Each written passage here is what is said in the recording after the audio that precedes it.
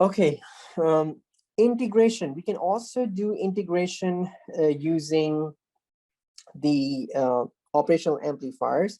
A little bit of theory over here. This is, if you remember, if you recall, this is lecture number 1, the PowerPoint slides that I had. I gave this analogy of the capacitor of a basically a bucket, So if you look at it, if initially this the water is going to flow from the faucet at some constant rate, and then initially the bucket will be empty, and slowly it will just fill up. It'll just fill up at some constant rate. Okay, all right. If you also remember, towards the end of that presentation, I also gave you this analogy, is that the volume in the bucket, the volume of the water in the bucket represents what? That represents the voltage, right? And the rate at which the water was pouring into the bucket, that was, the current, correct? That was the charges, the current, and yeah. So here, the bucket here represents a capacitor, correct? The flow rate here from this analogy represents the current. The water is flowing from the faucet into the bucket at some constant rate. We call it a current. And the volume, the bucket amount of water in the bucket is basically representing the voltage. And the size of the bucket is capacitance, right? If I make this bucket twice as big, then it's going to need more time, twice as much time to fill the bucket with water than the time it would take to fill this one, because it's going to be 2 times bigger then, right? So the size of the bucket tells you the capacitance of a capacitor. The more capacitance it is, the more charge it can hold or store, and the more time it will take to store that charge, to build up that charge. And so basically, across your capacitor, there will be a voltage that will build up, capacitive voltage will build up, but it will slowly build up over a period of time. And that's what this curve is for. Initially, it's 0. This is the time when you turn the faucet on, the water starts coming, and then the bucket is slowly filling up. It gets full here. This means, this represents capacitor is fully charged, and then the voltage will just basically stabilize. And as it discharges, it will go back, okay? We are trying to create a integrator here. And what kind of circuit is this? Is this a non-inverting amplifier or an inverting amplifier? An inverting one.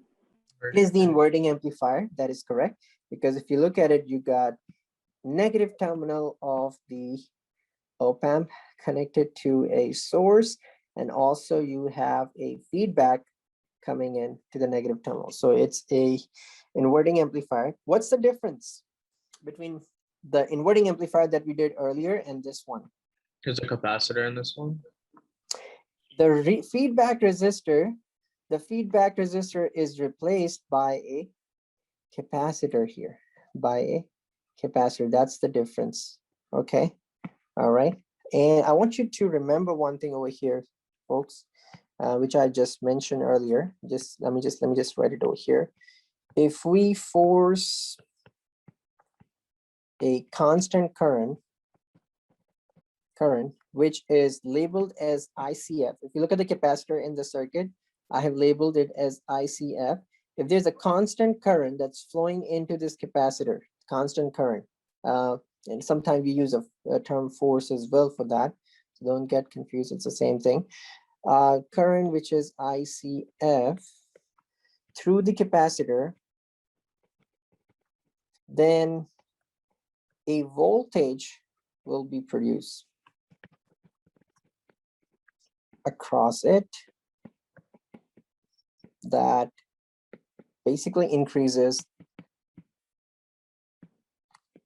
at a constant rate, because you have a constant current coming in, right? Okay, and like I said, just think of constant flow rate.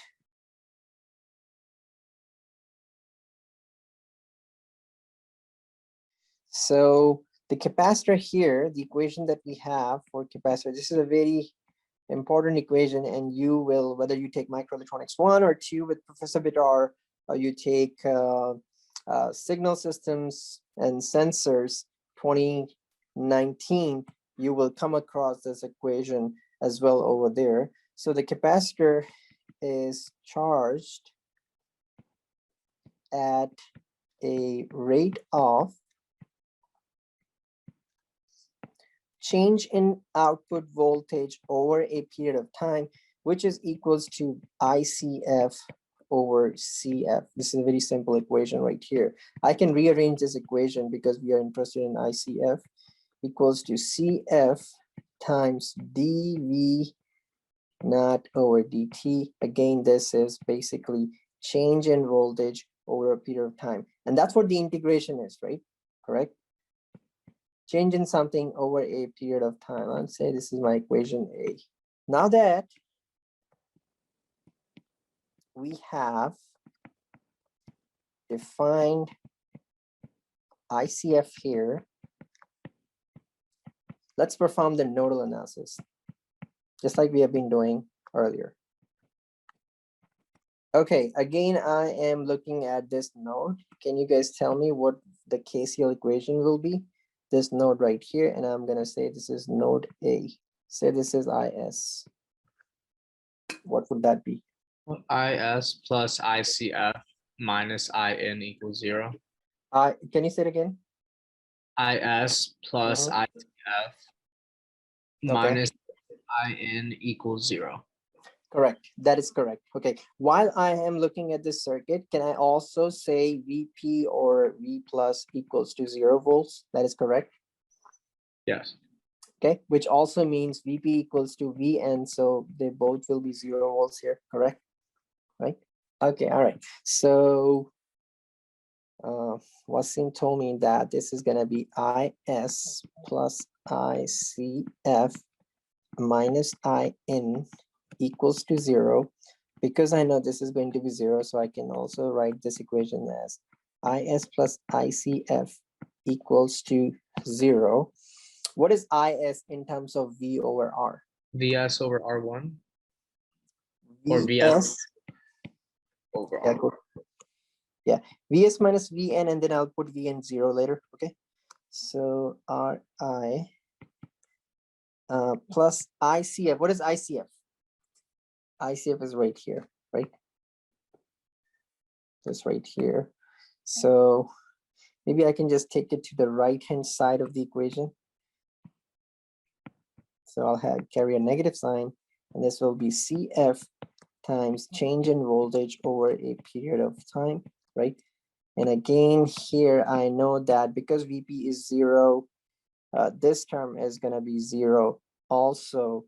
So the above equation can also be written as VS over RI equals to minus CF dot change in voltage over a period of time.